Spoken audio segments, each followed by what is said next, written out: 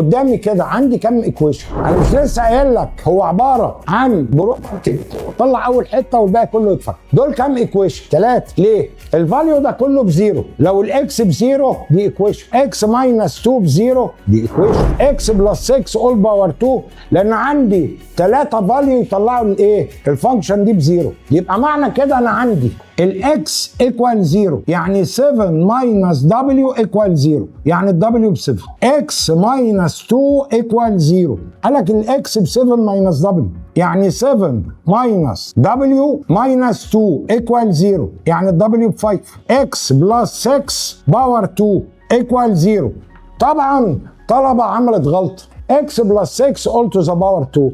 الطالب عمل اكسباند براكت. ليه؟ ما تعمل سكوير روت واخلص. يعني اكس بلس 6 ايكوال 0. الاكس بكام؟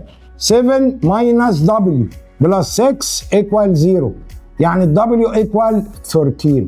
بقول لك انا عايز السم اوف اول possible value of w يعني عايز 7 بلس 5 بلس 30 يعني 25.